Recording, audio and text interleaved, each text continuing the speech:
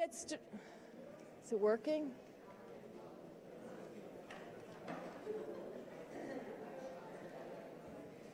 We're going to get started in about 3 minutes. If you'd like to ask questions, we ask that you write them on the index cards. There are pencils outside.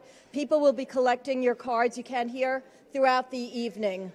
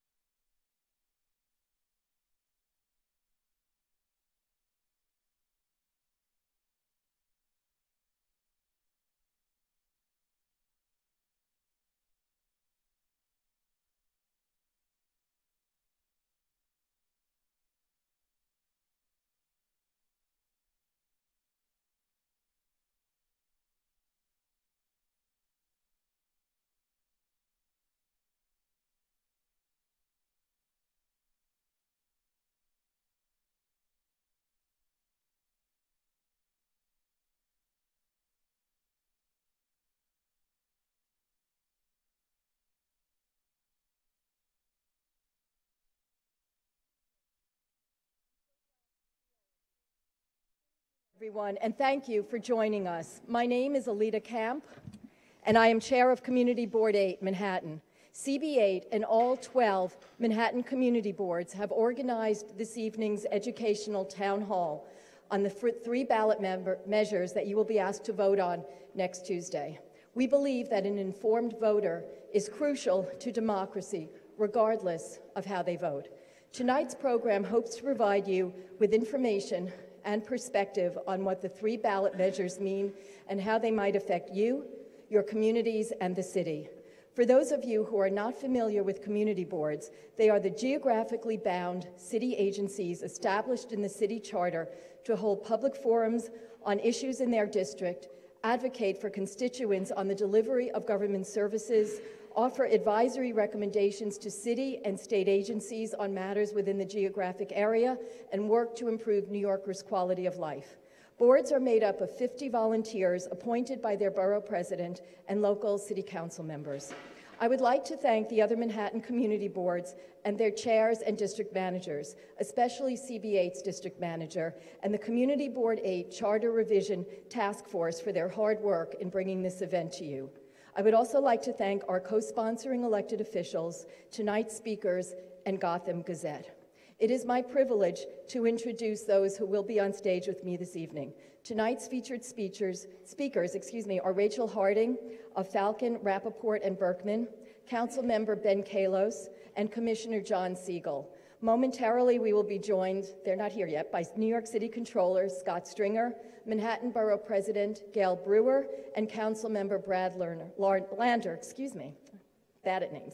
Our moderator is Ben Max, Executive Editor of Gotham Gazette. You can find each of their biographies in the program that you received when you came in tonight.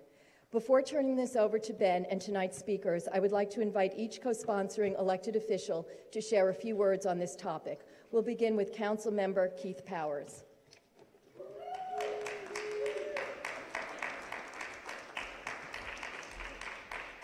Thank you and good evening. And I always say this, but thank you for being here and spending your time to be a better educated voter. And I know that some of you already have probably some strongly formed opinions about some of these, but all 3 I think are really topics that you're obviously going to have to vote on next Tuesday, and this is an opportunity to make sure you are best situated to make that vote. But also, the really important thing is that you are going to be able to be ready to share information with your neighbors and with your fellow community board members and those in your family about what to do on 1, 2, and 3. And I've heard in the last few weeks a lot of opinions, people asking, what do I do when I flip the ballot over? So thank you to Community Board 8 for providing a forum to actually discuss this. I will say that I actually sponsored a resolution earlier this year that passed the City Council to put clear print on the ballot so people flip over the ballot, because I am concerned always that is when people go out to vote, they're going to do one page and not flip it over. So all of us, I believe here, have a great responsibility to make sure that people know both what's on the ballot and that what's on both sides of the ballot, and to be educated for it. I will just say I just got a sneak preview downtown because I was with Scott Stringer and Ben Kallos, and a couple of the other people are going to be on here. You're going to get a really good debate here tonight, a lot of good opinions. You've got a great moderator here, Ben Max, who probably knows more about city government than all of us in here. So I know he's going to do a good job. But this is a real rare opportunity to get people from all over the city to come and discuss what's going on, what's going to be on the ballot. So I am deeply grateful to all the people from the community boards I see here tonight. I'm grateful for my colleague, who's also a former community board chair, right? Community Board 7, Helen Rosenthal, who I think is up next. But thank you to Community Board. Thank you all the community boards doing it. But I want to just end with the one thing that every elected official likes, which is a poll. Who's in support of community board term limits? Who's in support of community board term limits? A few lonely souls out there. And who's against it? And who's undecided? Okay, so you guys are really the swing voters here.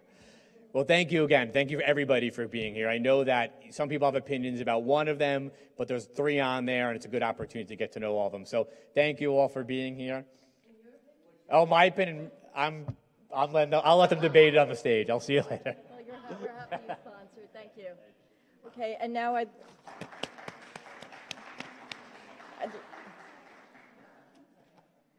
I'd like to invite up Councilmember Helen Rosenthal.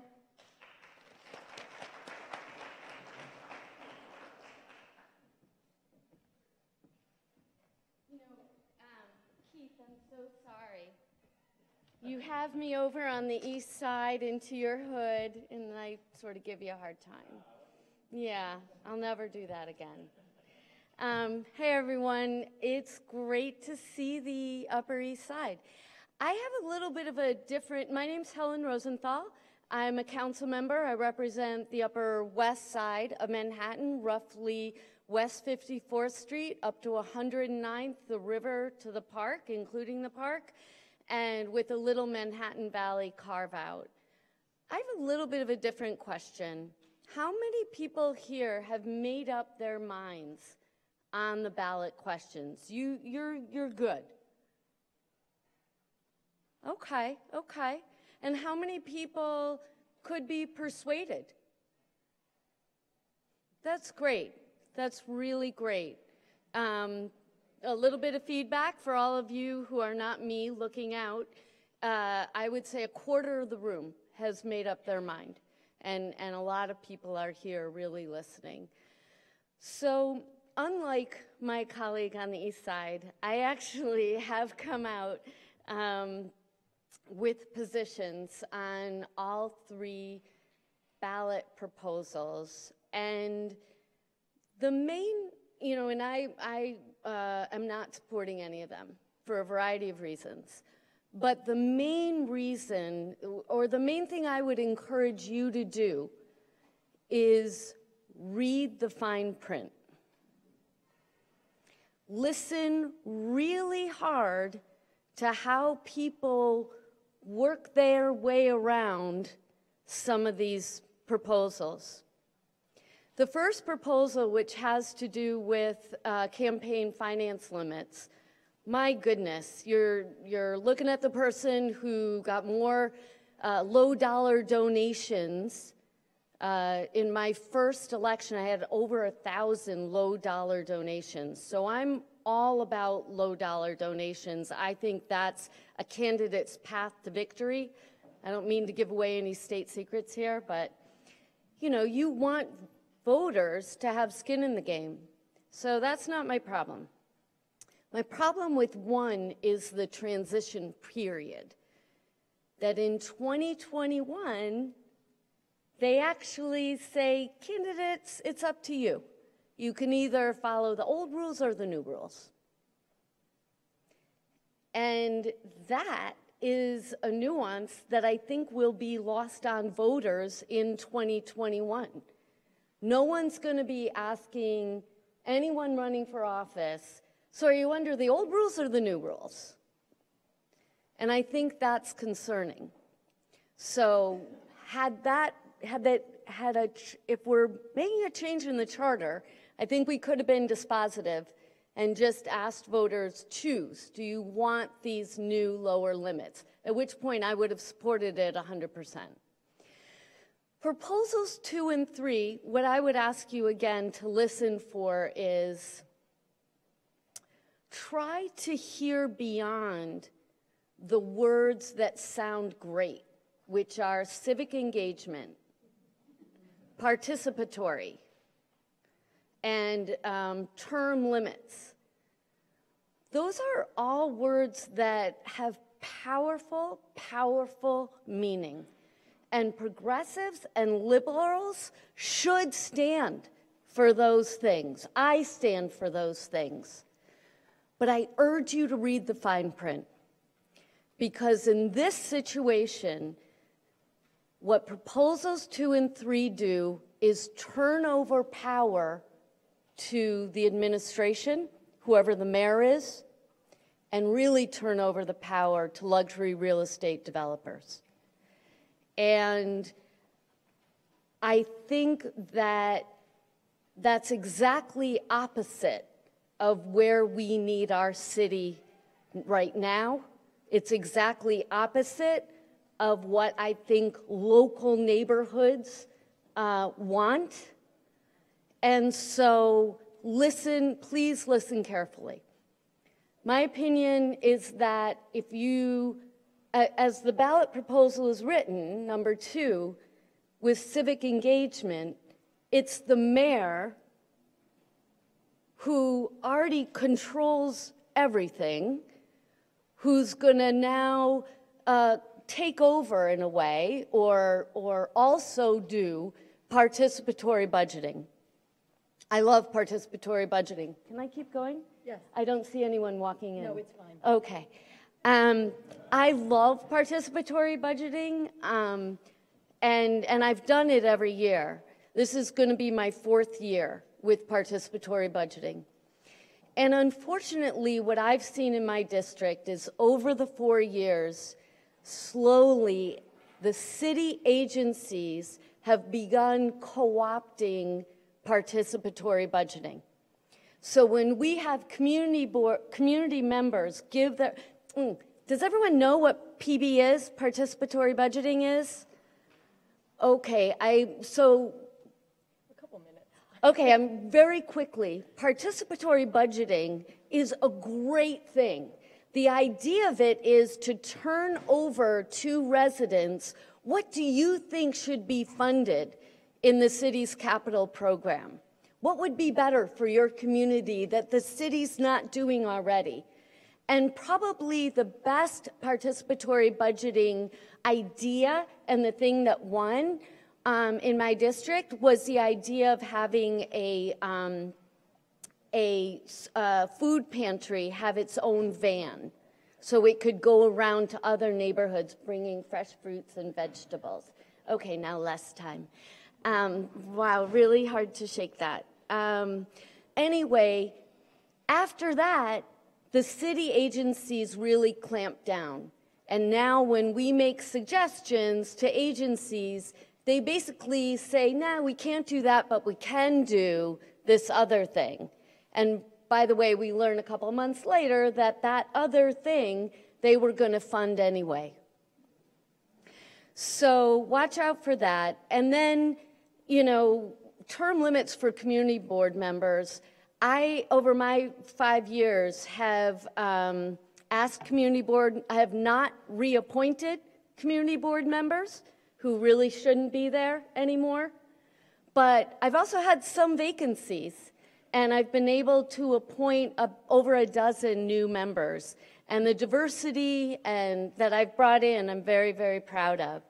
But boy, if we didn't have those long-term, long-standing institutional knowledge community board members who really know the neighborhood and know how not to be intimidated by luxury high-rise developers, their lobbyists, their public relations firms, their lawyers. If we didn't have that, we'd be just run over. So now I'm going to stop talking. Thank you very much for having me. Thank you. Okay. This is intended to be educational and present both sides of all of the 3 ballots, and we will begin doing that right now. So I'd like to welcome our moderator, Ben Max, and our featured speakers to the stage. And as they join us, we will hear from the Comptroller, the Borough President, and the other council member. Thank you so much for joining us.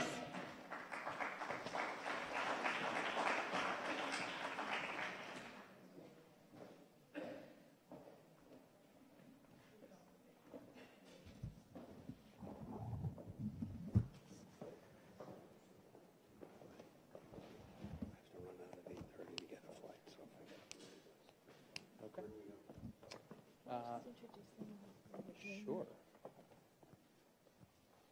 Oh, yeah. Oh, can you? Yeah, go ahead.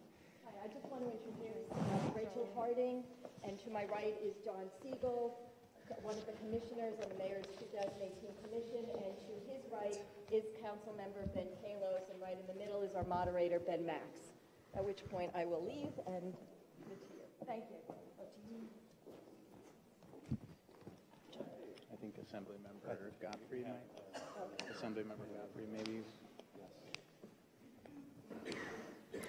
Hello, everybody. I think we're going to pause 1 second and let Assemblymember Godfrey say something.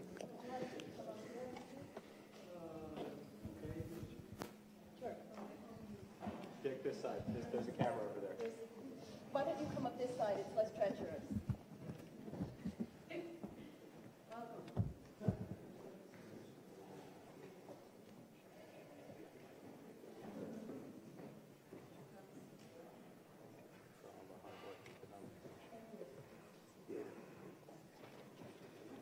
Well, good evening.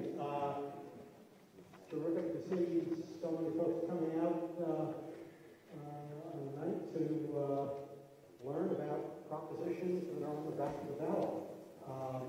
But I think they're really important, particularly I think it's important that people know about proposals 2 and 3, because I think they really endanger our neighborhoods.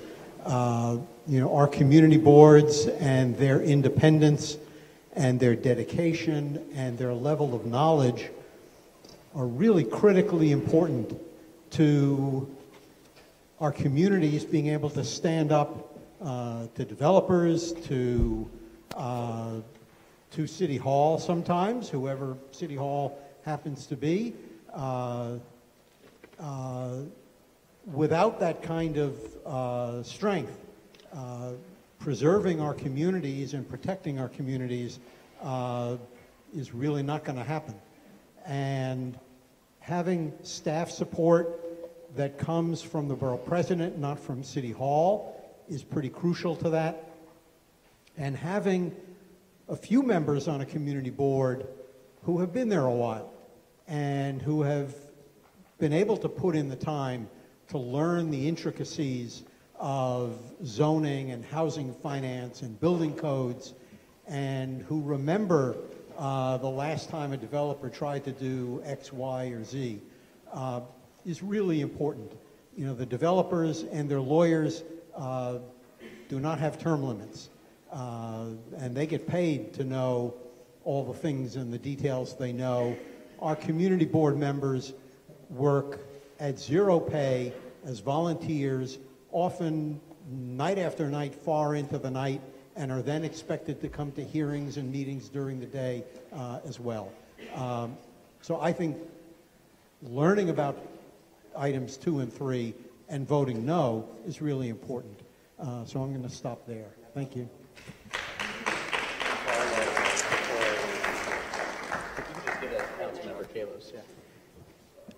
Okay, hi everybody. I'm Ben Max. I'm the editor of Gotham Gazzette. Hopefully you have at least a little bit of familiarity with our publication. If not, I encourage you to go to gothamgazette.com sometime at your leisure and read up on the coverage that we do of city and state government and politics.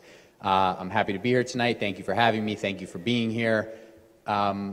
You've obviously already heard some very strong initial points against some of these proposals.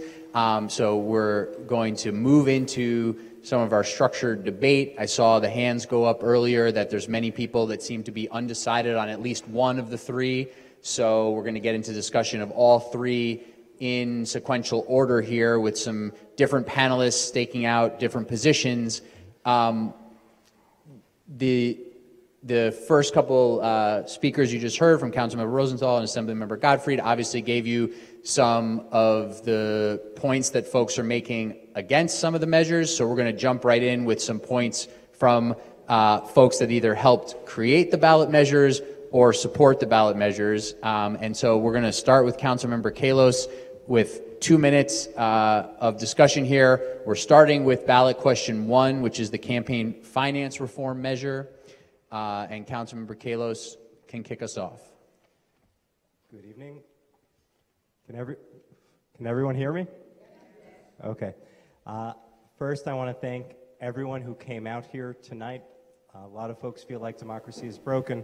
In part, it's because folks aren't coming out to things like this at night, especially in New York City where there's so much to do. So the fact that you are here deserves a round of applause, please, if you consider it.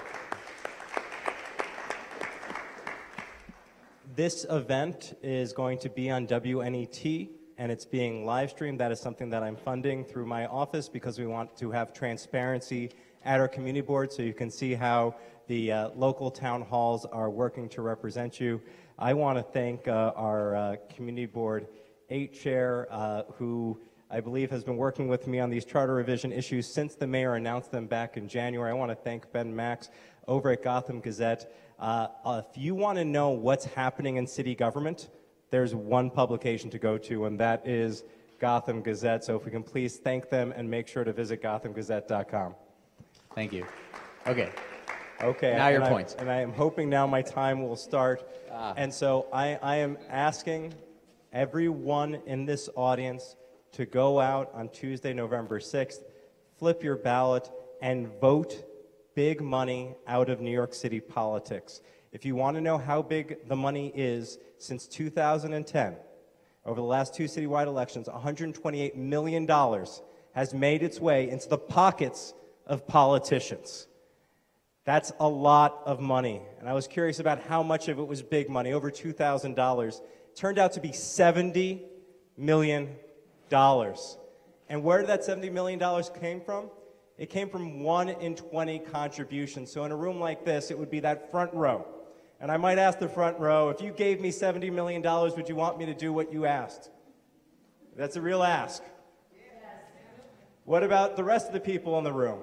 And so that's what's broken about our current government. And if you look at who gives $175 or less, it's only 10% of the money.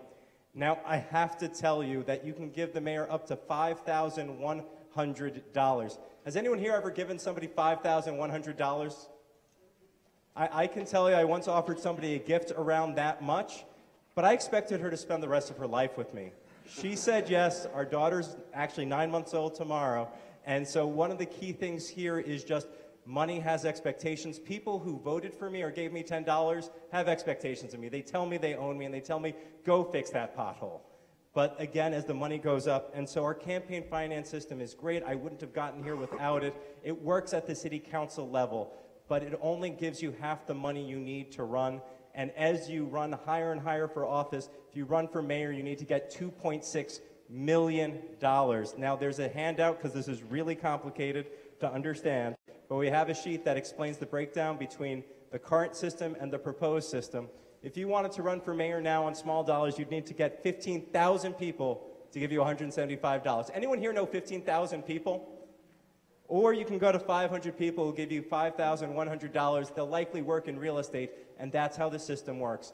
Under this change, it lowers it down to only $1 million, and I think that that changes things, because you only need to ask about 4,000 to 5,000 people for small dollar contributions. And I'll be honest, that's just about how many contributions I got when I ran the first time. My most frequent contribution in 2013 was $10. So I'm asking you to vote to reduce the contribution limit from $5,100 to $2,000, increase the matching from 6 to 8, and give candidates 3/4 of the money they need to run. So the only people they have to work for is you. And I just want to thank the Mayor's Charter Revision Commission. We have one of the commissioners here.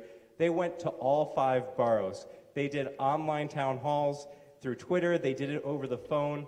And I'll say that in Albany, the session lasts from January to June. This started in January. It kicked off in April. It had meetings in May, June, July, August, and September. There was more public notice around this than anything else. And last but not least, I've been working on getting this done for 13 years. I used my position as governmental operations chair to force a hearing in the city council. I got 32 sponsors, more than a majority. And for all the people saying, why can't the city council do it? It's because the city council didn't do it. And the only way we could is by coming to you, the voters, to get it done and get big money out. Thank you, Councilmember Kallos. So I think that Councilmember Kallos hit on these pieces, but just to clarify, and folks should look at the Campaign Finance Board's voter guide for all the details. We can't give you, Councilmember Rosenthal mentioned looking at all the fine print. We can't be up here giving you every single detail of all 3 ballot measures tonight. So there is some reading that needs to be done if you really want to have a strong grasp of the 3 questions.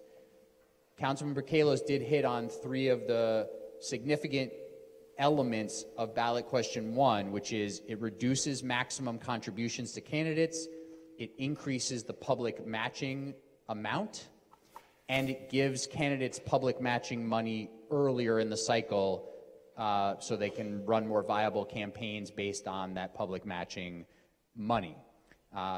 So I apologize if I didn't set that framework up. I'll try to do that for questions 2 and 3 when we move in. But those are 3 of the principles around question 1.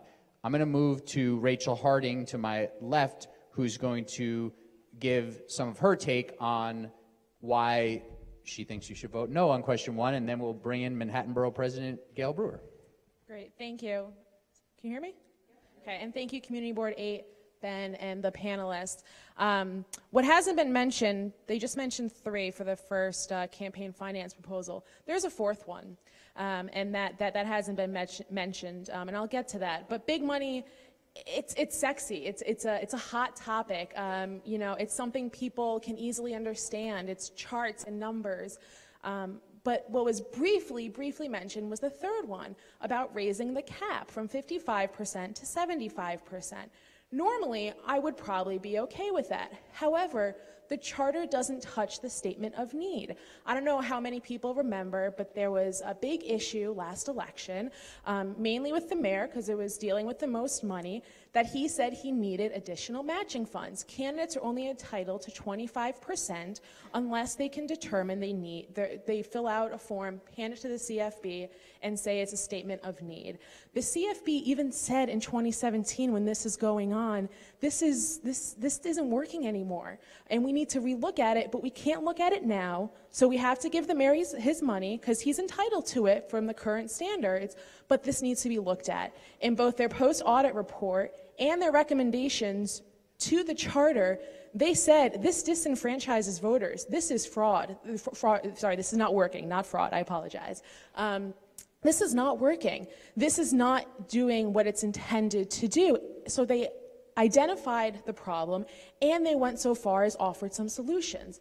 The charter has not addressed any of those. We cannot raise the cap and give incumbents, really, additional money that they really should not be entitled to.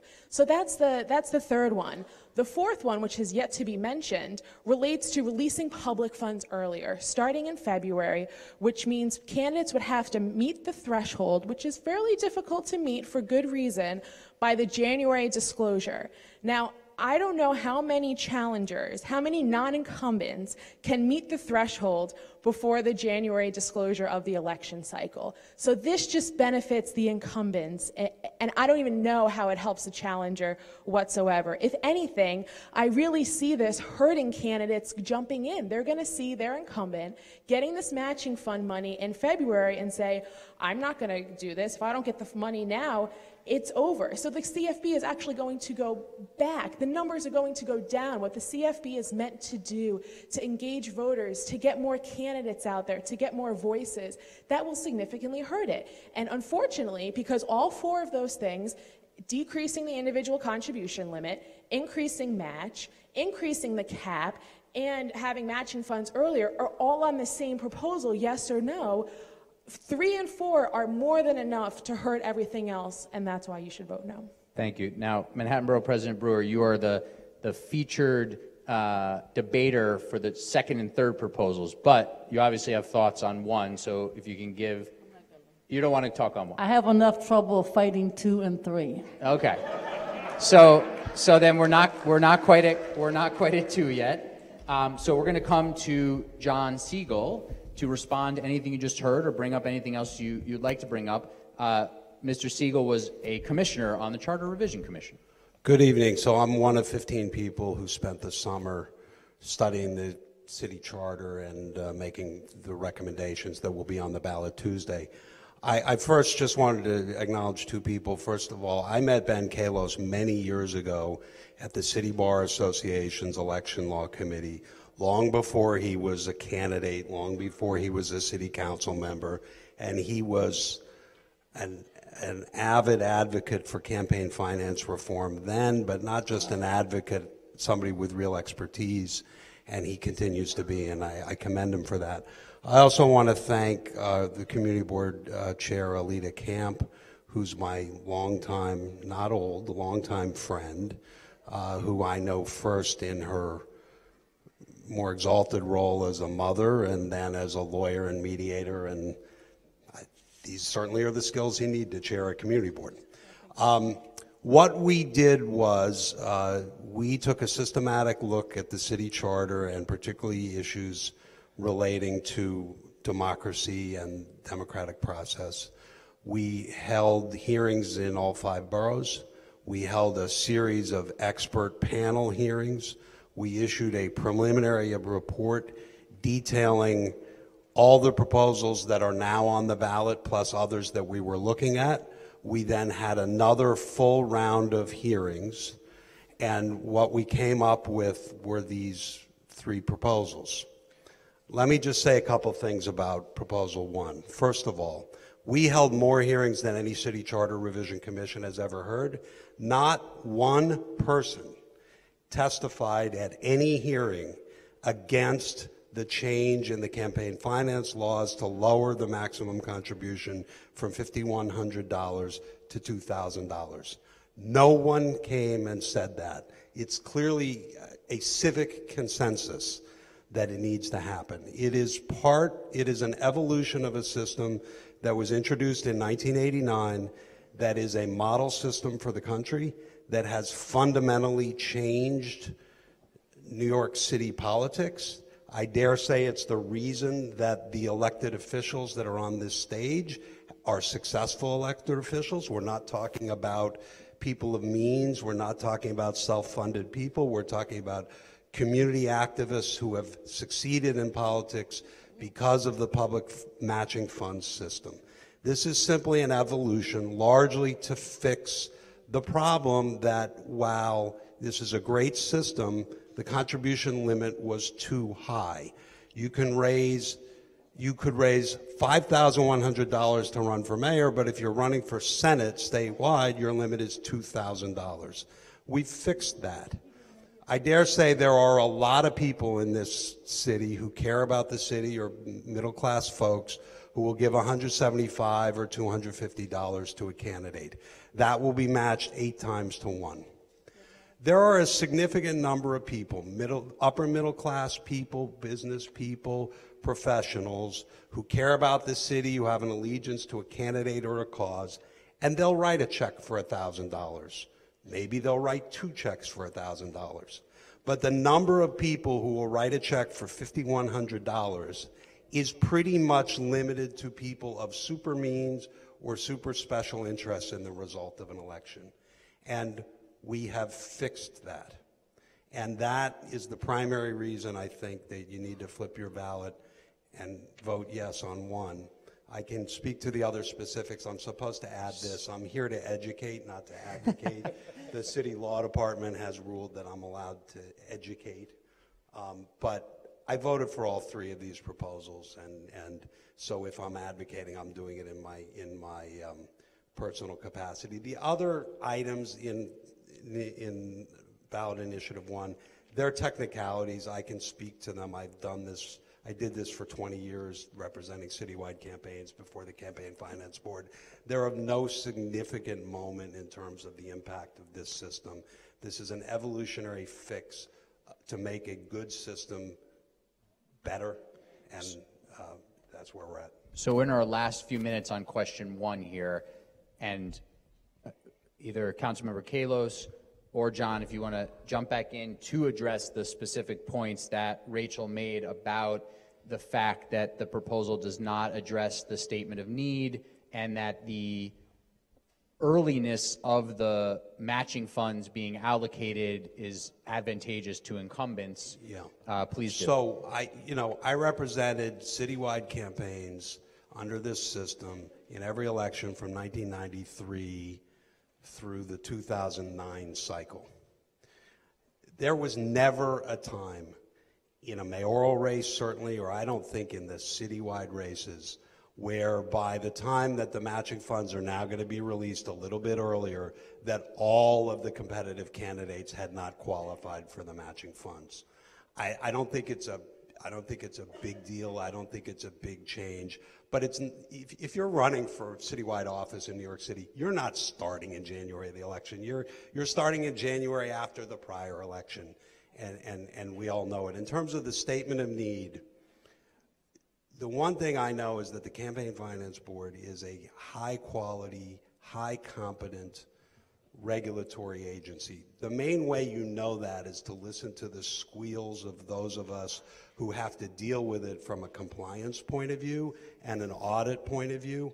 They are not going to be handing out money that candidates don't qualify for under a statement of need. It has not happened. What the principal purpose they serve is to protect the public funds and to find, as they've done in virtually every election cycle, the candidates who try to game the system, sometimes illegally, and they're referred for criminal prosecution. So it's just not a problem. Councilmember Kallos, go ahead. Yeah. I want to jump in on some, I feel that a lot has been misconstrued. I ran against an incumbent, assembly member, and there's only one publication that's ever covered how that running works, which is actually Gotham Gazzette, and they have a piece on something called ballot bumping. So has anyone here ever seen those people walking around with green sheets of paper or I think pink sheets of paper asking you to sign a petition for Democratic candidates? Has anyone ever seen that? Has anyone actually read the petitions? Okay, that's a good thing, but I didn't see all the hands go up. So the issue is that happens in June and July. That happens before the current public funds payment is made. And so if you a person who doesn't want somebody to run against you, then you don't want an early payment because they can't use public money to get on the ballot. And if you read this piece by Gotham Gazette, the place you get rid of democracy is by knocking people off the ballot. So now the second piece is also just about attacking the statement of need. And yes, the mayor did had controversy for taking money. And there is an issue there related to something called the United States Supreme Court. And so this is very regulated by the court. And what we would love to do is say that if your opponent has no money and you have much more money, then you don't get money. And if your opponent gets a bunch of money, then maybe both sides should have money. But the Supreme Court has said you may not penalize speech. So we do have a statement of need. It is fairly direct. You're allowed to do it if you're running against somebody who is an incumbent elected official. So candidates who are challenging incumbents always get it, and there are situations where the challenger gets it and the incumbent doesn't. There's also situations where if the person is a self-funder, I ran against a self-funder in 2017, that was a qualifier. The person sat there with the money in the bank account and they could have spent it. In my case, we sat there, and then when they stopped spending, we said, we're going to hand our money back because they're not spending the money. But okay. I don't think that was fair, and I think the last piece is, as a resident, and even as an elected official, I want my elected official taking, if they're taking money, I want it to be public dollars. I do not want them taking any special interest money. I do not want taking them any big dollars, and every dollar that an elected official or candidate takes from the public means they're working for you and not a special interest. Okay, and we're wrapping up our discussion on question 1 with a final thought from Rachel. So I just want to say that, and I believe it was you, Councilmember Kallos, and I applaud you for this if that was the case, 2014, one of the local law that had matching funds in June, and it was a limited amount, but it was in June for the purpose, and I believe the intent was for petitions. Come July, as the council member stated, petitions are expensive, and people ran into two problems. One, they ran out of money, so they either didn't get on the ballot because they couldn't afford it, or they couldn't afford to pay the right people and therefore didn't get on the ballot. Or two, they would loan themselves the money, have issues then with matching funds, and then that's a whole other issue. So the problem was there wasn't money at the proper time. Solution was give them enough funds in June before the balloting process so they can sustain that. And I applauded that. I thought that was a great piece of legislation, and I liked it. I don't understand why, and that hasn't been implemented.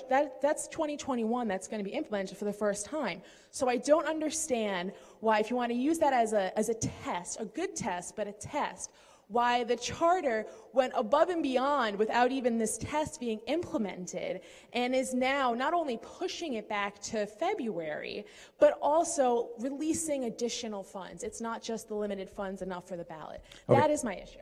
Thank you. So we have to leave it there on question 1. That was very interesting as far as I'm concerned.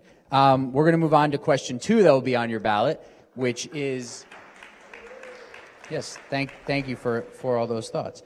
Question 2 on your ballot will be the question of yes or no to create a civic engagement commission.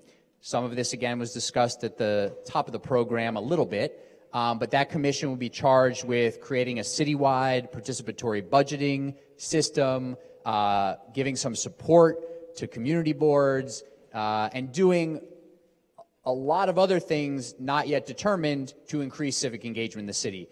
Councilmember Lander, who we'll hear from in a minute, has been one of the bigger drivers behind this commission, and he can explain the background on that, and we'll hear from him on the yes side. And then we have been joined by Comptroller Scott Stringer, as well as Councilmember Lander, and we'll hear from Manhattan Borough President Brewer as well. But Councilmember Lander, you have been a driving force behind this idea, so why don't you start us off on question 2?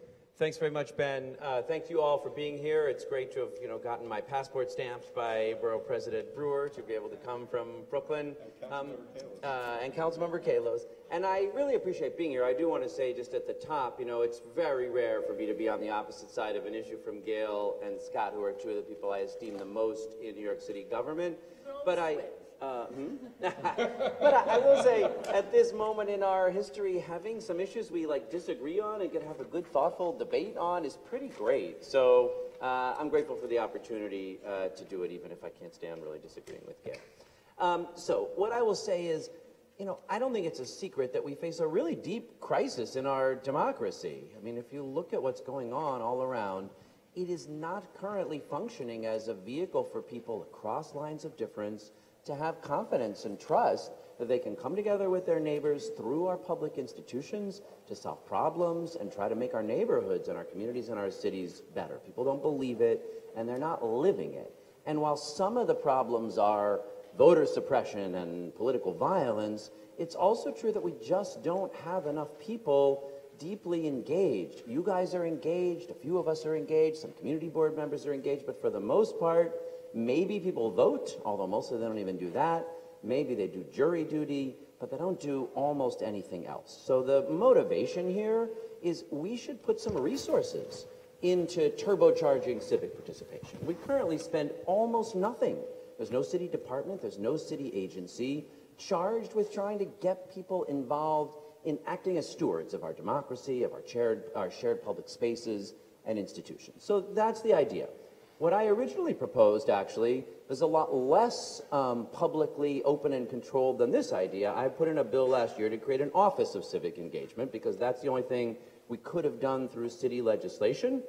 And that, I will tell you, if it hadn't gone through this commission, would have just had one commissioner directly appointed by the mayor, like all the other agencies and offices. So even though this one has 8 of 15 seats appointed by the mayor, having the other 7 appointed by the borough presidents and the speaker means regular public meetings, transparency, and oversight, much more than you have in essentially any other city agency. And I really think that's the relevant comparison here.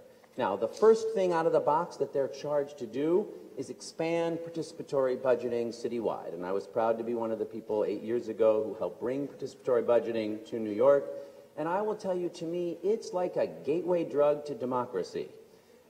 You reach out to people and say, you want to have a little chance of making your neighborhood better in this very tangible, concrete way.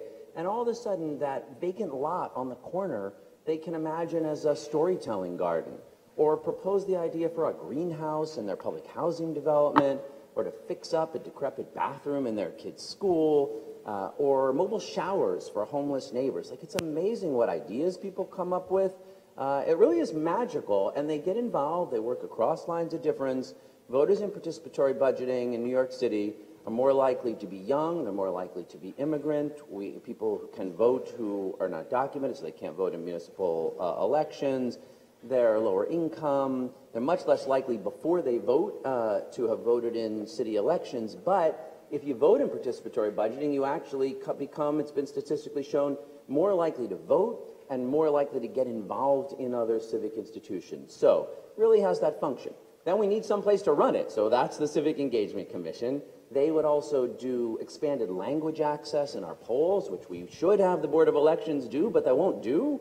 So this is a way to do it, and a range of other activities, promoting civic service years, supporting people that do other kinds of civic volunteering, like plaza stewardships and parks friends groups and library friends groups, and I'm sure we'll talk about this more, where community boards would like, help support them with resources as well. Thank you, Councilmember Lander. We're going to go to Borough President Brewer, and then Comptroller Stringer, and then we'll come back to you, Councilmember Lander, for rebuttal of what your friends and colleagues have said. Well, I do want to thank Mr. Lander, because if he was in charge, it would be fine, but he's not, and it sucks. And I'm number 2. It was a bad process in terms of the mayor's commission, because they did meet during the summer. Community boards aren't during the summer. Mayoral controlled, bad idea. Commissions are supposed to be much more broad in their appointments, not just appointed by the mayor. I know there's another commission that is doing that. So I say bad process yields bad product. And 4 of the borough presidents have signed on against number 2. So I just want to give you a couple of reasons why I think Civic Engagement Commission is a slush fund. Yes, there are some good aspects to it, but let me give you the bad ones. Number 1, it is mayoral controlled. So is the City Planning Commission, the Franchise Commission, the Landmarks Preservation Commission, the Board of Standards and Appeals. You get the idea. We don't need, I don't care who's mayor, another mayoral commission. Number two is the fact that it talks about something very, very vague. It's much too vague about something about what it will work on to bring agencies together. For God's sake, that is the role of the city council. When I passed paid sick days, to the credit of the city council, we had a discussion as to where that would be enforced. And after many hearings, we decided that it would be in the Department of Consumer Affairs, because it wasn't the Labor Department. You need public discussion of that. That should not be done by a mayoral commission. It should be done by the city council. If you're going to switch what agencies do, it should be done by the city council. I also just want to mention that what will it do to the community boards? And I think the borough presidents, at least and particularly in Manhattan, thanks to Alden Bonille, Deputy Borough President, and others, and what Scott set in motion, we do a lot of work with the community boards. In fact, we have turned over 60% of the community board members. What? We have to work on legal issues and personnel issues. That is the role of the borough president. You don't need duplicative. And what the hell has the CAU, Community Assistance Agency, been doing for the last 5 years? Under previous borough presidents and previous mayors, they did this work of the Civic Engagement Commission. That's what a CAU should be doing. So you're going to be definitely finding ways to duplicate, and in a time and age when we don't need duplication of city agencies, we don't need silos of city agencies, this commission would do the same. Participatory budgeting is excellent. It can be done. You don't need a whole commission to do that. So all the good aspects of this slush fund could be done with a current city agency structure, and parts of this Civic Engagement Commission should be done in the open by the city council, not in a closed, even though it would be open. During the summer, I went to the Bronx hearing of this particular mayor's charter revision commission because I couldn't go to the Manhattan. If there were 12 people there, that's a lot. And then that's the kind of participation you would have at this commission. Whereas at the city council, to the credit of the council members, you have a lot of people who show up, it's publicly advertised, and people know to go. So I vote no on this Civic Engagement Commission. Thank you. Comptroller Stringer is going to talk next, and then we're going to, before we actually, after Comptroller Stringer, we're going to let John Siegal from the Charter Revision Commission defend the process of the commission that the borough president just talked about. Well, first of all, I think I'm actually glad I came to hear the defense, because I too went to a hearing that nobody came to. But I wanted to be here tonight to support Gale's very excellent reasoning as to why we should not vote for ballot question 2 or ballot question 3. And let me just say at the outset, just taking proposal number 2, within the civic engagement proposal, there are a lot of well-intentioned parts of it.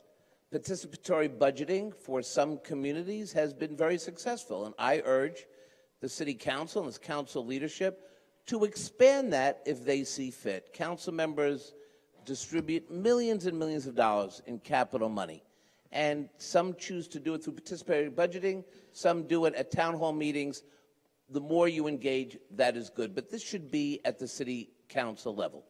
What disturbs me about the civic engagement piece is that we are recreating yet another bureaucracy that will not do what it's intended to do. First of all, we already have this. It's called the Voter Assistance Unit. How many people know about the Voter Assistance Unit?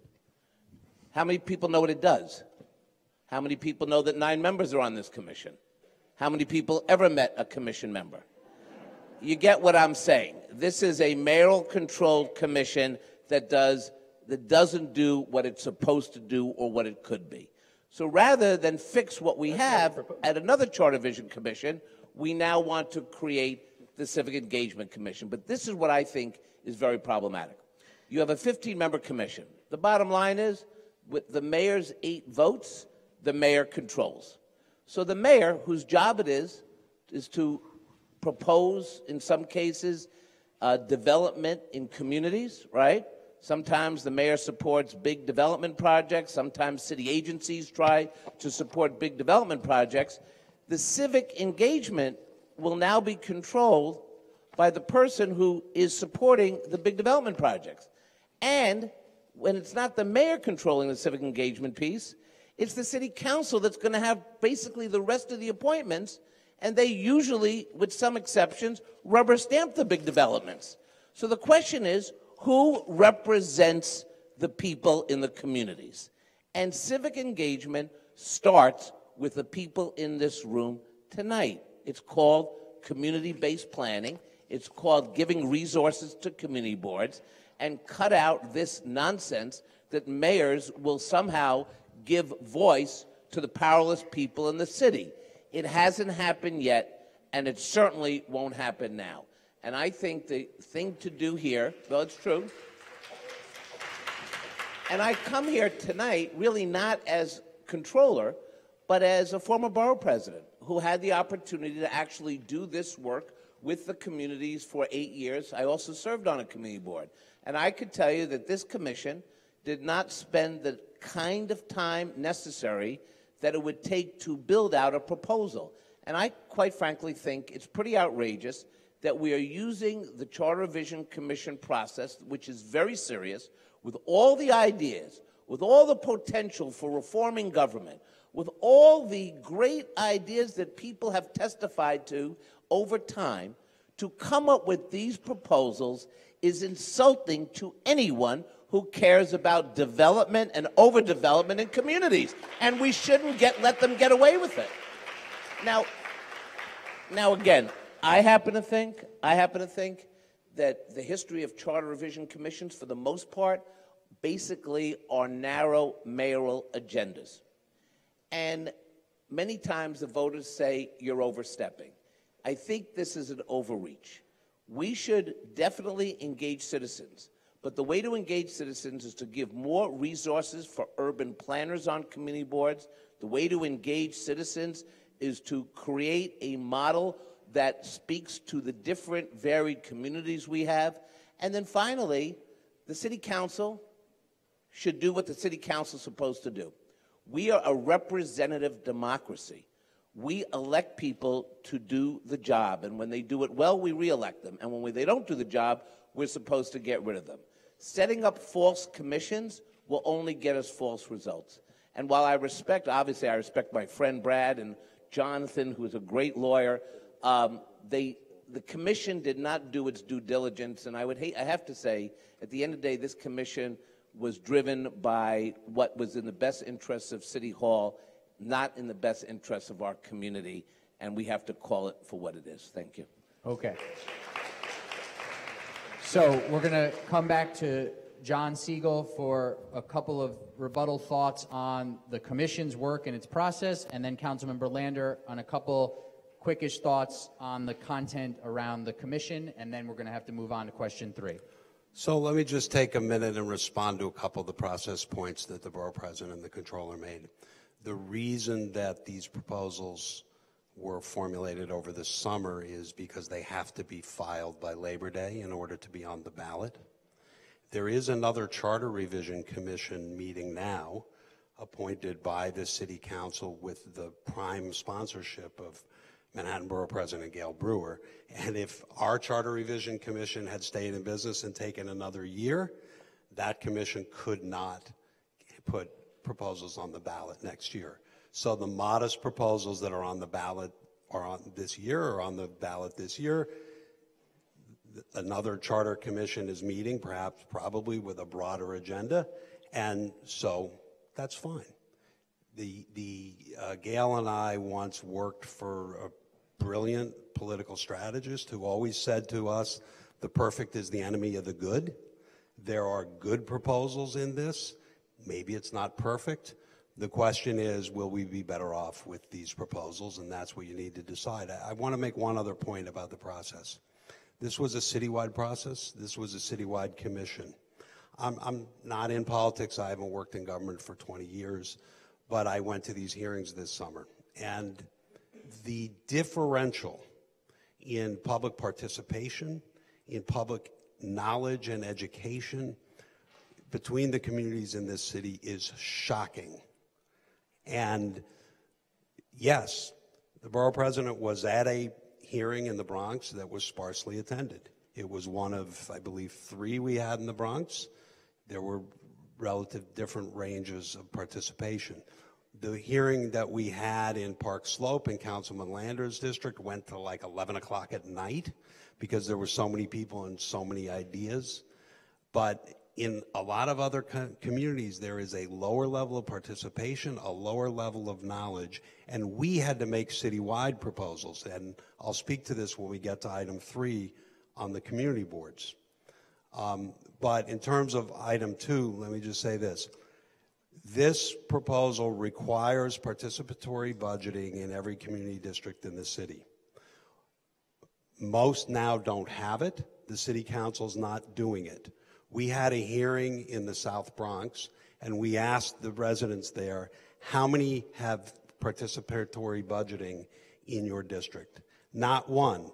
And I would argue that the public needs in that district are more acute than they are in this district, and the opportunity for people to participate in participatory budgeting, which would not happen but for this charter revision, because council members aren't doing it, is important. And this requires the mayor, whoever the next mayor is, to do it. And it's not a slush fund. The members of this commission aren't paid.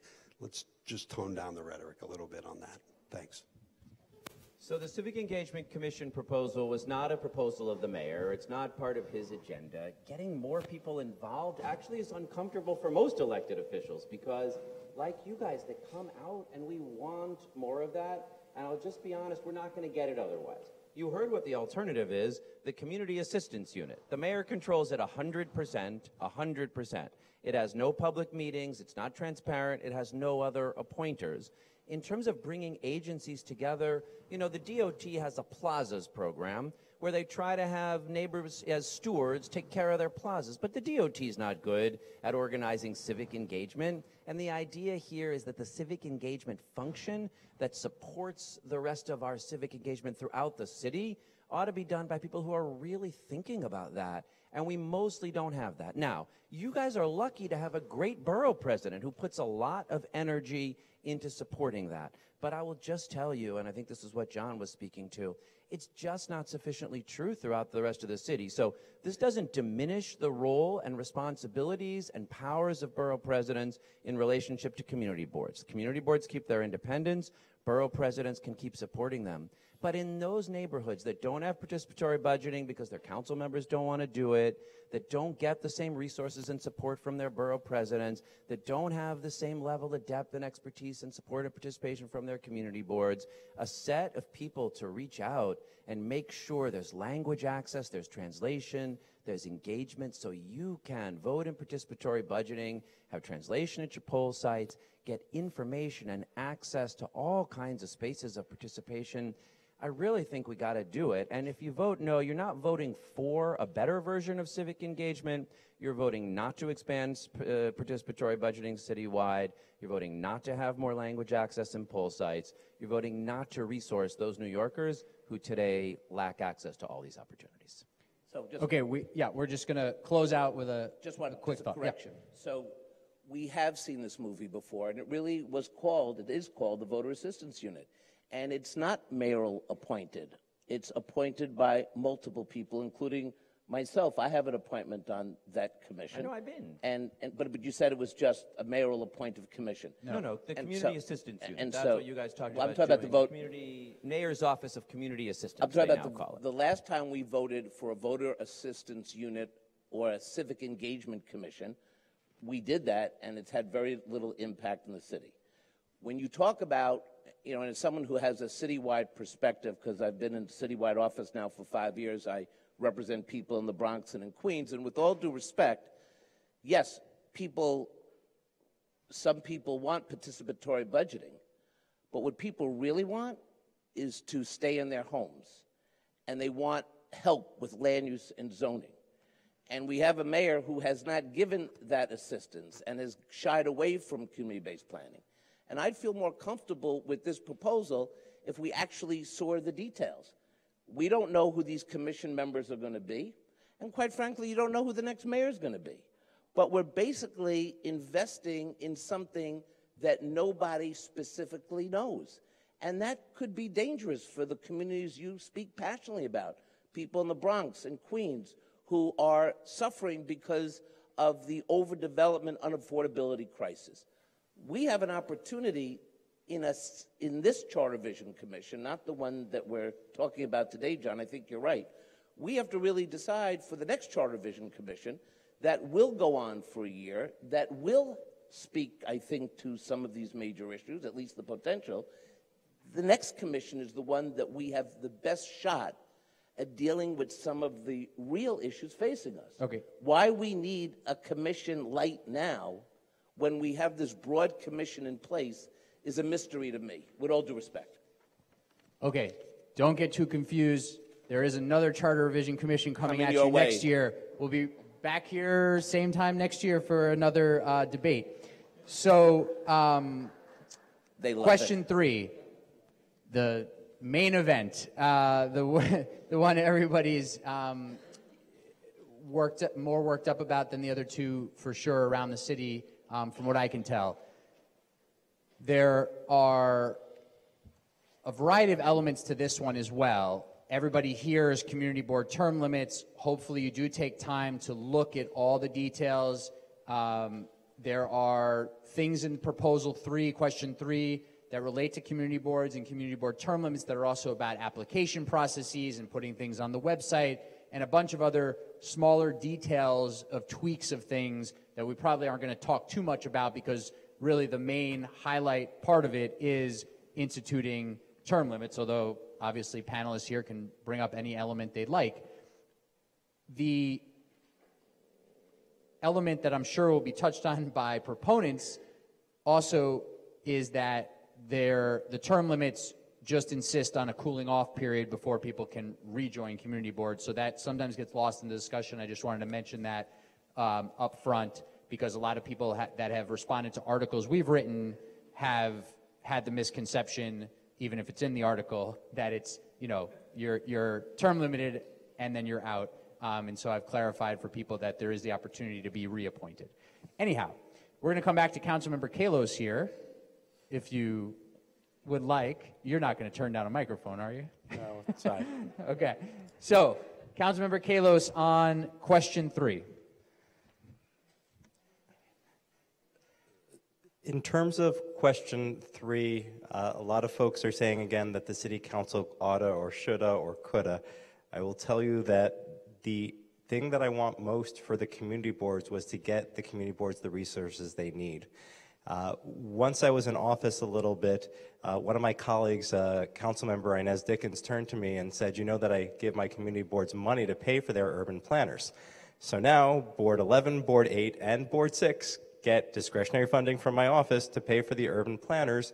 That being said, it's not enough. I have legislation, I believe Gale is a sponsor of it, to put urban planners on every community board. I used my power as governmental operations chair to force a hearing. We got lots and lots of sponsors, and guess what? It never came to the floor for a vote. And so, once again, I'm very glad to have a process where we can actually go around a broken political process and bring it directly to you, the voters. The urban planners are going to be housed at the Civic Engagement Commission, which forces my hand and makes me a yes on number 2. In terms of it, beyond that, one of the things that Scott Stringer did when he became Manhattan Borough President, which was a huge reform at the time, is he said everyone had to actually apply to be on their community board, and if you were already on the board, you had to reapply. And this is not something that happens everywhere else. In fact, when I first got elected, the first hearing I had was on community boards and the different processes in the 5 boroughs. You can read it at benkallos.com/CB for community board. It's 80 pages. It's a thrilling read if you can't sleep at night. And to Gale's credit, she has continued to have the applications available on, and they're also now online. And both Scott started this and Gale continues it. You can actually look up who's on your community board. That is not something you can do in all 5 boroughs. Additionally, something that Gale started reporting on is the demographics of the community board so that you can compare the demographics to your census information to see, is the community board representative? That is another bill we had in the city council that, again, I used my awesome power as governmental operations chair to force a hearing. We had an enormous number of sponsors on it, and yet somehow we couldn't get it to the floor for a vote. And so on CB8M, a lot of folks have argued that there's a lot of turnover, and I will be honest, Gale has been an amazing partner in working with me to have turnover on the board. But I will be honest, it has taken courage. Gale can share what her experience has been. My experience is people have threatened me politically. People have threatened me physically. Nobody threatens Gale. But I literally have people who will never speak to me again for the rest of my life. And the last time I tried to shake hands with them, they shoved me across a room. And so this is a little bit of what is happening, and so I believe in term limits. I wouldn't be here without term limits. I believe in them for every level of the city, and I believe in them for the President of the United States. Oh my God, do I believe in them for the President of the United States. And places that don't have term limits, I believe, become dysfunctional. I think Congress needs term limits. I love the assembly members who are here today, but I believe in term limits too. And it's just because you have we're joined by Rebecca Seawright, we have Dick Gottfrieds, and they're absolutely amazing, but for all of them, there's other folks too, and the hope is to just keep replacing people with great folks, and okay. Thank you. Thank you. And so Councilmember Lander will give his take on question 3, and then we'll kick it to the no side. First, I really appreciate the people that serve on community boards. I served on my community board. It's a lot of work. And without a lot of thanks. So I think first we should do more to say thank you. It is really, really valuable. So it's no disrespect to people to say we ought to have term limits. I've come to believe they would also be good everywhere in government. Something is lost. Great people who have to go off, they have expertise and their wisdom is missed. I just think more is gained by building institutions that have a culture of leadership development, of welcome, of finding people to groom and grow, of training them in the expertise that they'll need. And I will say that while in some cases in Manhattan there's been attention to this, you know, if you look at Queens, 26% of Queens is white, 55% of Queens community board members are white, 29% of Queens is Latino, 9% of Queens community board members are Latino. So we are not, and the same is true in age, and it's a little less bad on gender, but there's a gender gap as well. We're not getting the representation that we would truly want. And then just on the question of development and kind of its relationship, I'll say two things. First, I do want you to know REBNY's position on this question, which they gave at the September 28th testimony to this Charter Commission. First, we reject term limits for community board members. The land use process can be complicated and proper planning takes time. Removing institutional knowledge is not the answer to inertia or to retrenchment. So no on 3 is the REBNY position. And what I will say is, Does everyone know REBNY is everyone in this room knows REBNY. Yes, the real estate board of New York. That's sure. The real estate industry. And what I would just say is, boy, I see evidence that young people right now are really passionate about protecting and preserving our neighborhoods. And I am confident that with the tutelage that will come from the wisdom people have over the next 8 to 10 years, that the new crop of young, energetic community board members will be just as good at stewarding our community, at protecting it from overdevelopment, at fighting City Hall, at fighting folks who don't have the interests of our community. If we want a vibrant and inclusive democracy everywhere, including at the community board level, the way to do it is bring more people in, and this is part of doing that. Who's going to start over here? So when I became borough president, and I think it's interesting that 2 borough presidents are one ex and one current. I think this proposal's just not the right thing to do. We engaged in something called community board reform. And we turned over 600 community board members in the time I was borough president. I didn't need a mayoral commission or a charter vision commission to tell me to do it. We did it because we campaigned on doing it. We increased the number of women and people of color throughout the community board, Brad, by 40%. And we worked at it every day. And what was interesting and was exciting was to see the young people on the community board sitting next to the more seasoned members and seeing that energy and synergy. It was something to behold. Young Ben Kallos was one of my appointees. Yes. And look how that turned out. He didn't take all the lessons, but he's here today. But I tell you this because at the end of the day, again, term limit sounds good and it feels good. But if you want to pick on Queens for a second and you're worried about that diversity, at the end of the day, the person and the council members that are making those appointments to keep things the status quo, well, the machine's going to keep that same status quo no matter whether you have term limits or not. There's enough hacks to go around. And if you really want to make fundamental change, then replace those elected officials. It's called elections. And that's what we do here in Manhattan. And if you look at what's happening around the city right now, the success of the no IDC candidates, the success of insurgents around the city, we don't need to be term limited. We need to build a political movement that makes people hold developers and others accountable in this city. That's why this is a bad idea, because people do need to have that experience. And then lastly, I just want to say, again, this Charter Vision Commission, question 2 and 3, if we convened today and came up with 5 critical issues for community-based planning, if we all sat around and gave our expertise to a commission, if they had taken the time to listen, we could transform urban planning in the city. Except we're giving voters a fake civic engagement committee and term limits for volunteers. Who term limits volunteers? We want more. So I, as you know, feel very strongly no on term limits for community boards. And let me give you some examples. First of all, we have 369 new members out of the 600 in Manhattan. 60% turnover with no law. It is done by making sure that you have that kind of outreach. You absolutely every corner training is done for the business people, for the labor unions, for the young people. We have trainings before they apply constantly. So you have a huge pool to choose from. Then when you have the selection process, you do it to represent the neighborhood.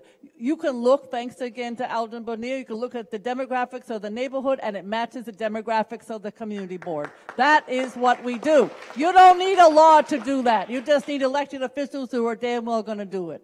We work with the council members, but every person who's appointed has to go through a process. All 1,021 who apply are interviewed personally to see whether they are a good fit. But what you don't do is take that person who knows zoning. It doesn't happen. You cannot do 8 years zoning. You need more time. Projects. I had a recreation project, 14 years to raise the $14 or $15 million needed to make that project work.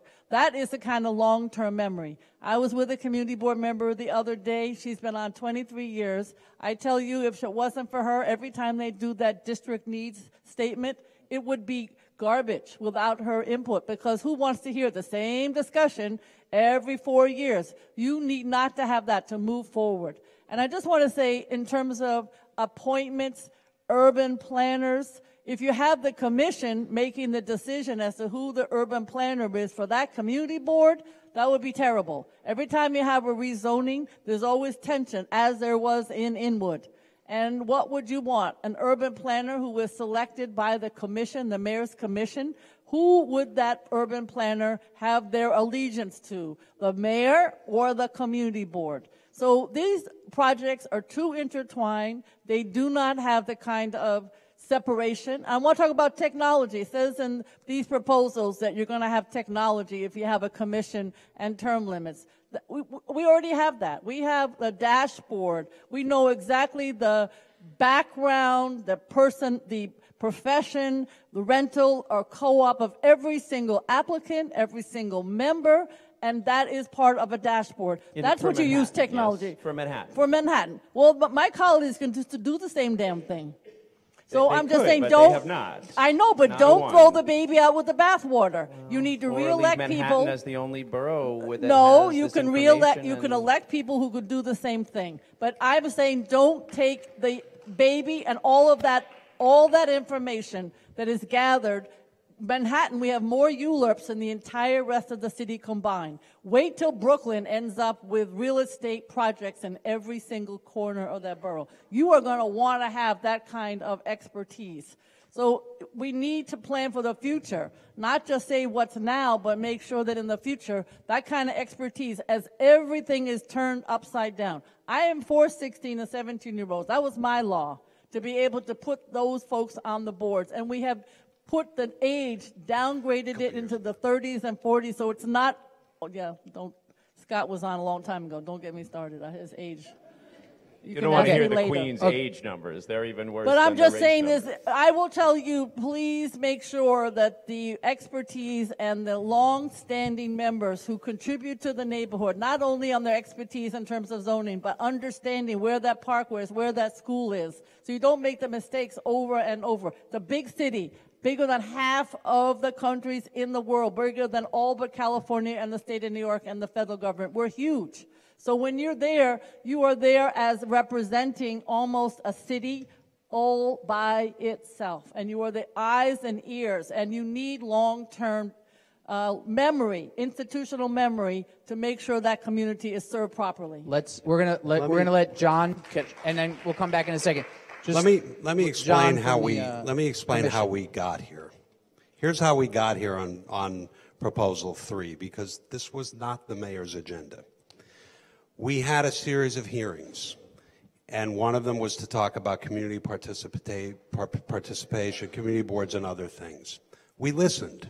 A witness we listened to very closely was Comptroller Scott Stringer, who came to a public hearing at the public library and very methodically and thoroughly laid out what he had done and what Borough President Brewer have continued in terms of community board governance reforms. And it was extremely persuasive from a guy who was appointed to a community board when he was 16 years old and then reformed the appointment process as it continued. We were all very persuaded. We then went out and held hearings around the city. I'm a corporate lawyer. We advise boards on best practices. Here are some of the things we heard about community boards around the city. Boards where there is no public disclosure of who the members are. Boards where nobody has had to apply or been interviewed or been screened.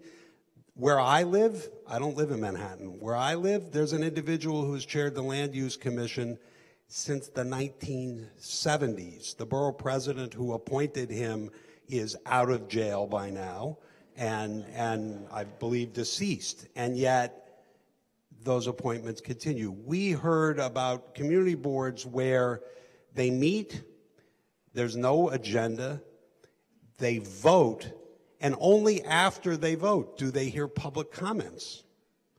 We heard testimony in communities where the demographic composition of the community changed 2 generations ago, and you'd never know it by looking at the membership of the community boards. So we heard this and we said, I think the commissioners overwhelmingly felt there need to be governance reforms. And the governance reforms that were looked to in substantial measure were the kinds of things that Scott and Gale have done and are advocating. Nothing about this, other than term limits, it's a controversial issue.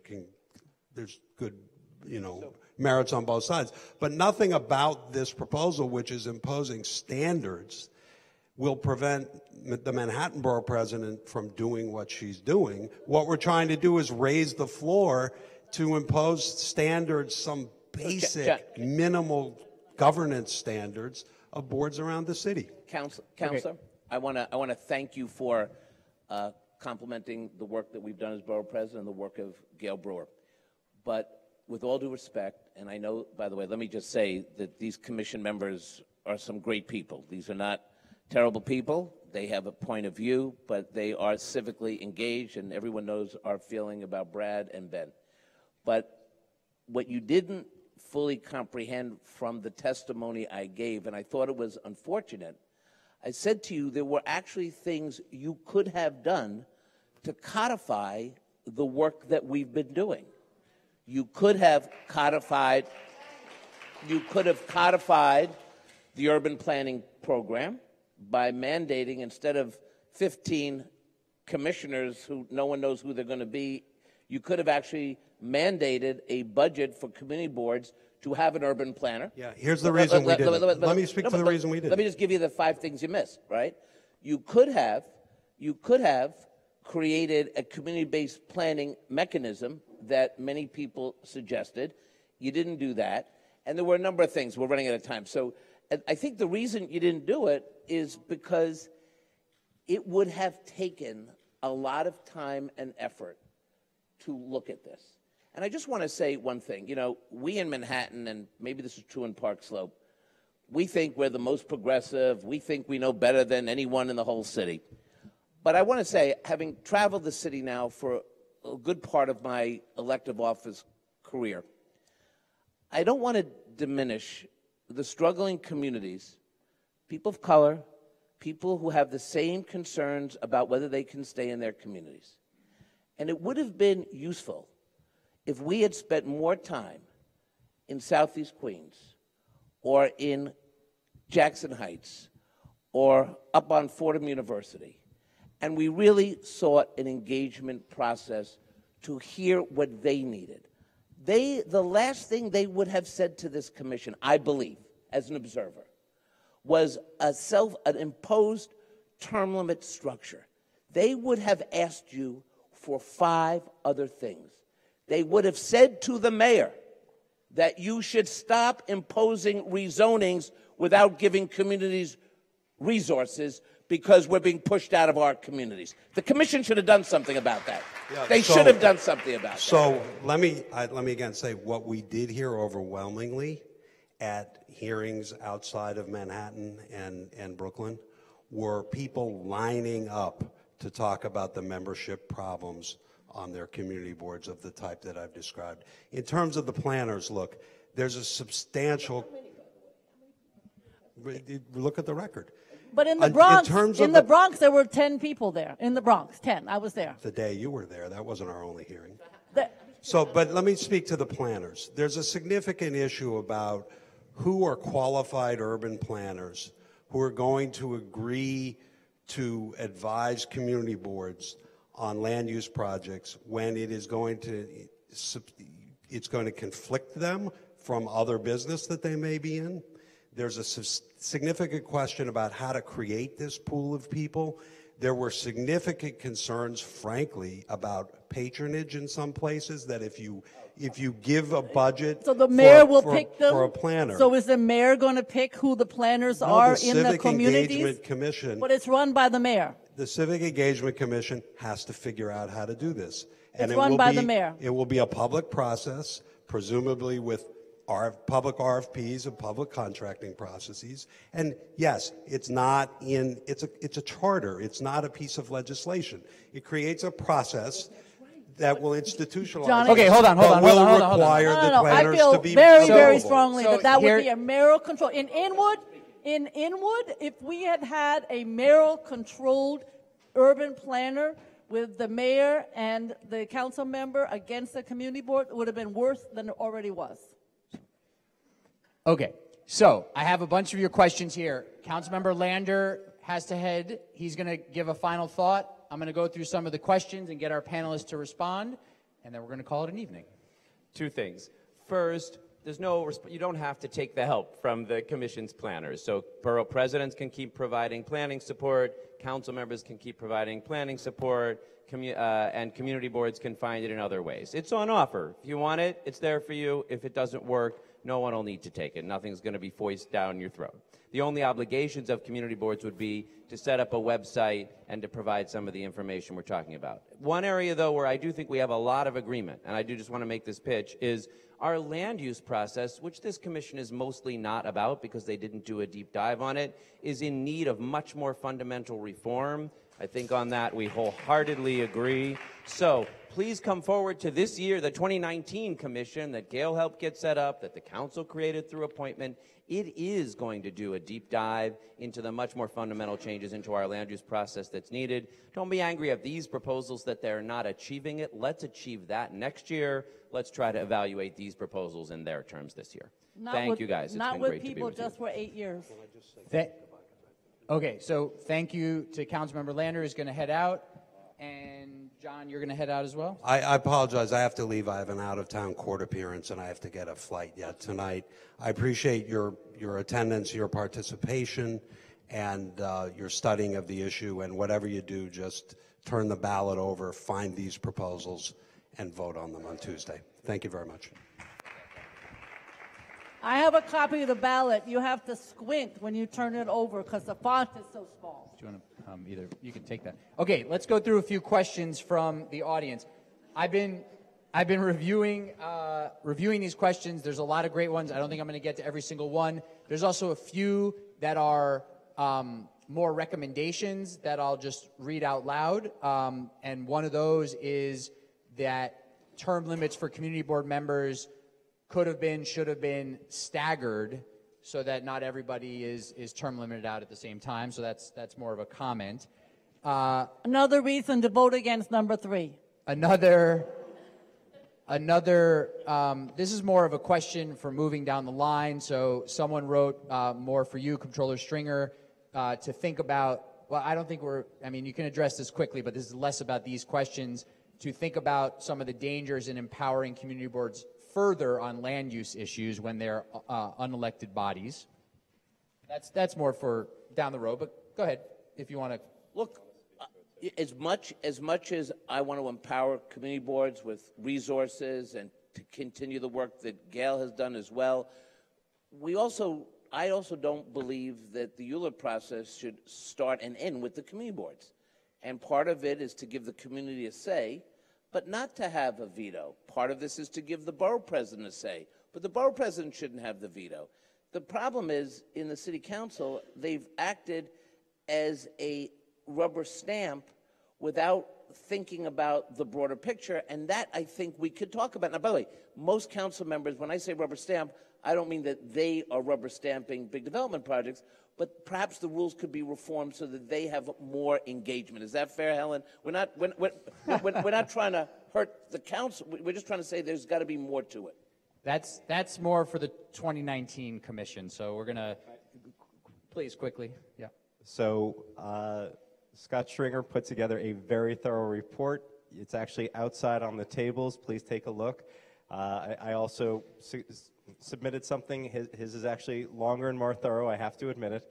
But one of the things that I've been suggesting, and I suggested for this commission and have now suggested for the further, and we have a charter revision commission that we're committee with CB8. We're working with Gale Brewer to get one standing on every single community board, but I would just say I would actually want to give the borough presidents, along with the community boards and something called the borough board, a power to initiate with a triple yes and actually a power to stop something or a veto with a triple no. So we wouldn't be giving the power to any individual piece in there, but putting them all together. I don't think that the council should be the lone yes or no vote, and I would like to spread that power out. Okay. One of the comments here is that the proposals are too vague.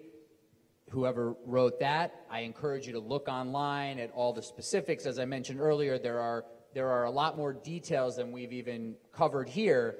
Part of the tricky part of voting on charter revisions is that often you get the abstract on the ballot without every single detail. So the more prepared you are, the more informed you are, the better you'll be able to vote on these. No, I agree, but the commission is vague no matter what language, type, font, or any other way of looking at it. And I've read the whole thing. It makes no sense at all. Okay.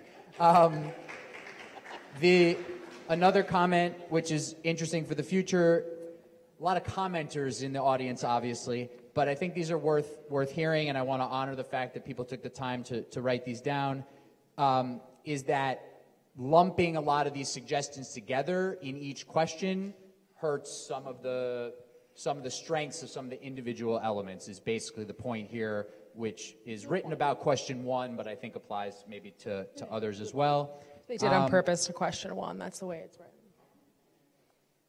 Okay. This goes back to the issue of not enough information being put out publicly about community boards. I think we covered that. In Manhattan it seems to be done quite a bit more than elsewhere.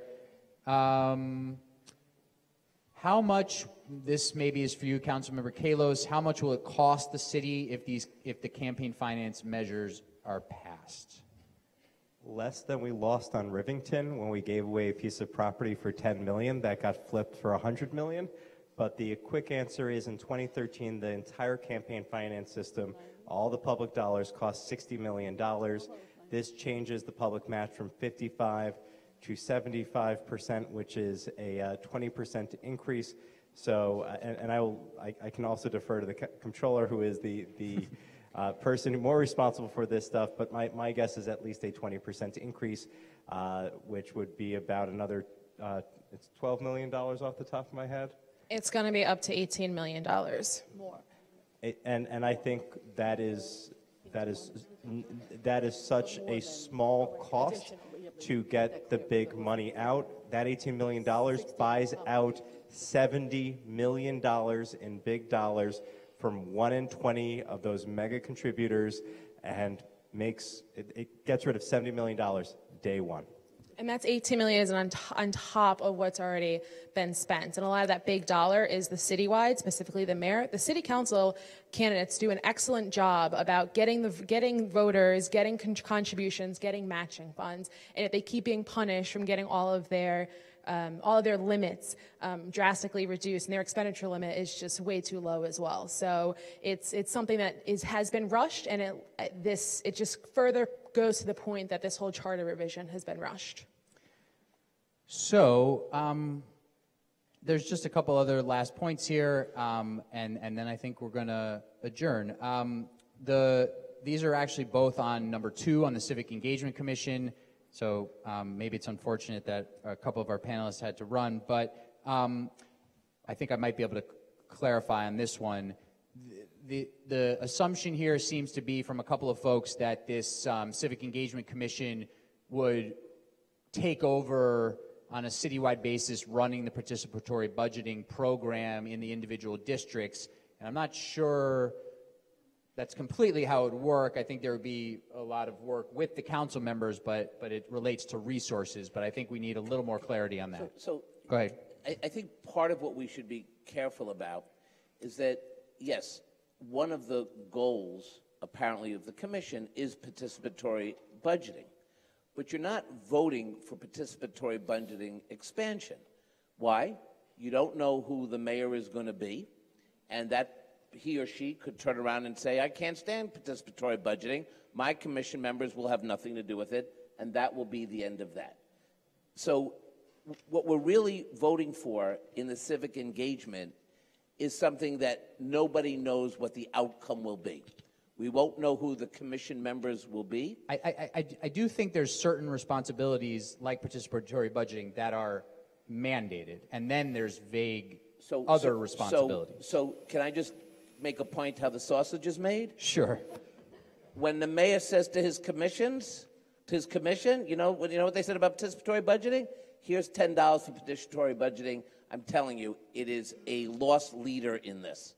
And it sounds good, but there's no real plan in this. So I would just be very cautious. People should not think they're voting for a 5-borough, fully funded participatory budget proposal. What they're voting for is a very vague civic engagement piece that will go hand in hand to a very unfortunate community board term limit piece, meaning everyone should vote no. I have to excuse myself. Yes, we're going to wrap it up. Not because I don't love all of you and I miss you greatly, but I want to say that you are the true New Yorkers because you came out to talk about something I personally love.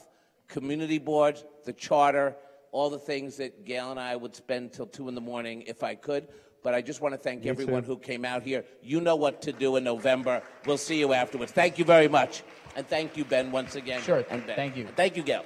Manhattan Borough President, final thought from you? The final thought is that well-intentioned maybe, but very bad execution. You cannot execute a commission that is so vague.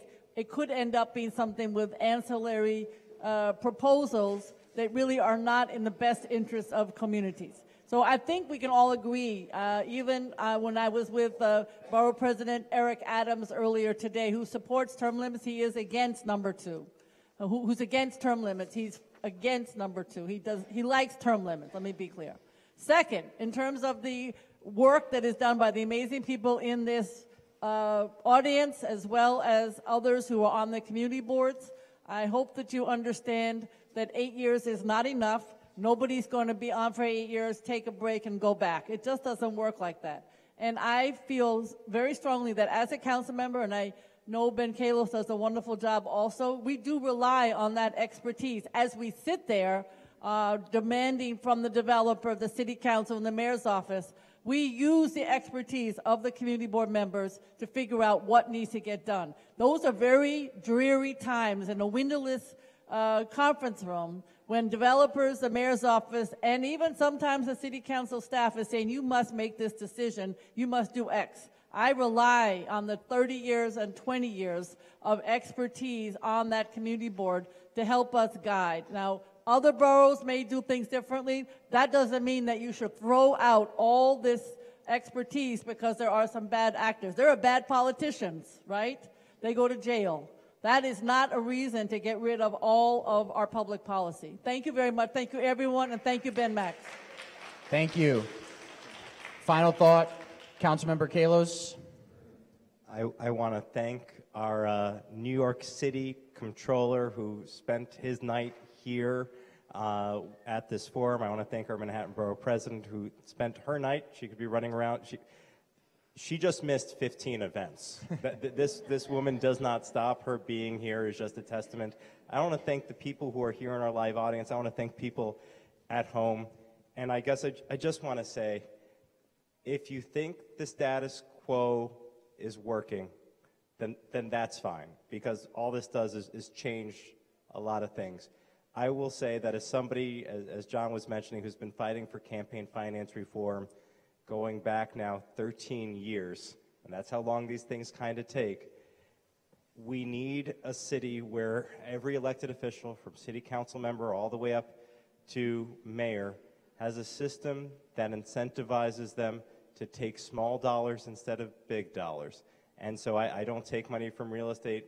Gale's a big small dollar person. A lot of the folks you've heard from are small dollar people and got here through a campaign finance system that encourages it. And listen, there's things that can be fixed, that can be improved with everything, and nothing can survive. Everything can be criticized. It's true. That's sadly the way life works. But it is not possible to run for higher office currently without going after those checks for $5,100. Big money has a corrupting influence. There's no question in my mind about it. Any politician who will tell you that they take $5,100 from somebody and has no impact on them, I think politicians have a reputation for a reason.